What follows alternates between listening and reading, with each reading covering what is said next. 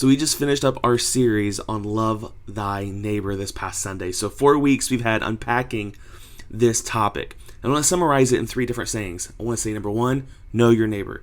Number 2, help your neighbor. Number 3, hug your neighbor. So number 1, know your neighbor.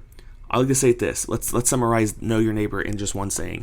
You cannot become yourself by yourself. You truly cannot know who you are. You're never really going to know your potential in isolation. You need people.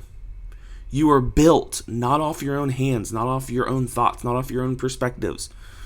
But who you really will become is through the work and the investment of others.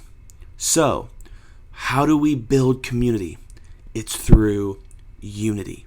And a healthy byproduct of a really good community that's unified will always be diversity.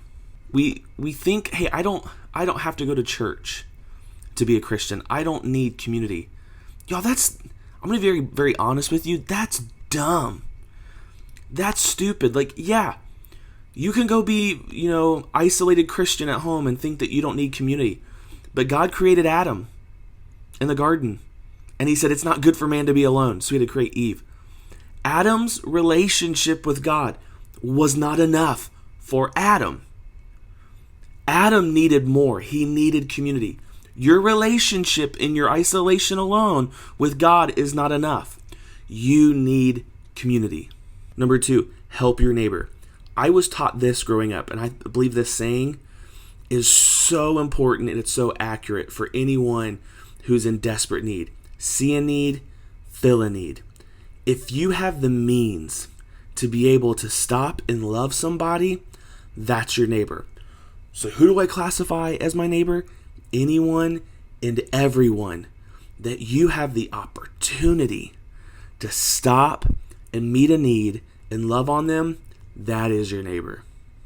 Number 3, hug your neighbor. Listen, giving grace is always better than passing judgment. Eddie preached on this and did a fantastic job this last Sunday.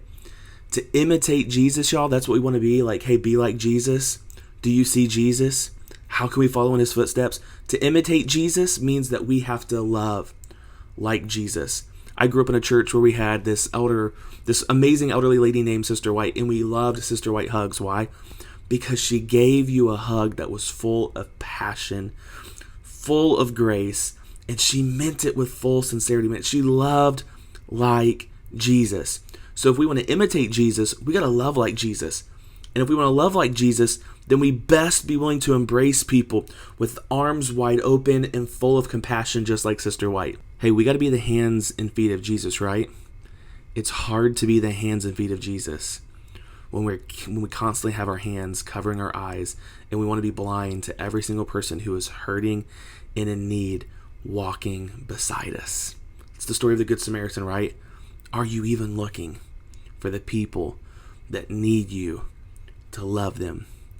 Know your neighbor, help your neighbor, hug your neighbor.